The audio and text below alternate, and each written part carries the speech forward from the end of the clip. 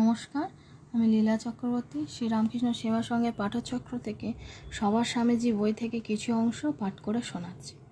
এবার কেন্দ্র ভারতবর্ষ। ভারত কি মরে যাবে?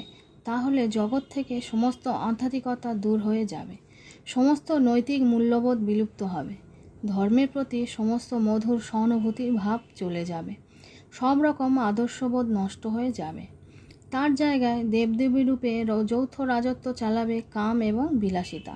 সে পূজার পুরোহিত হবে অর্থ, প্রতারণা, পাশবিক বল এবং প্রতিযোগিতা হবে পূজা পদ্ধতি, আর মানবাত্মা হবে সে পূজার বলি। এ কখনোই হতে পারে না। সহিষ্ণুতার শক্তি কর্মশক্তির চেয়ে লক্ষ গুণে বড়, প্রেমের শক্তি ঘৃণার শক্তির চেয়ে অনন্ত গুণে বেশি। প্রাচীনকালে ঢের ভালো জিনিস ছিল, খারাপও জিনিসও ছিল। ভালোগুলি রাখতে হবে, কিন্তু আসছে যে ভারত, ফিউচার ইন্ডিয়া, ইনিসেন্ট ইন্ডিয়ার অপেক্ষা অনেক বড় হবে। ভারত আবার উঠবে, জ্বরের শক্তিতে নয়, চৈতন্যের শক্তিতে।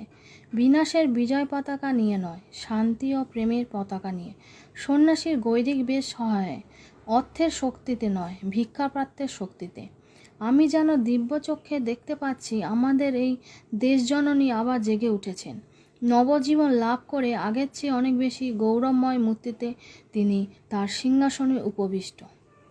এবার কেন্দ্র ভারতবর্ষ। নমস্কার।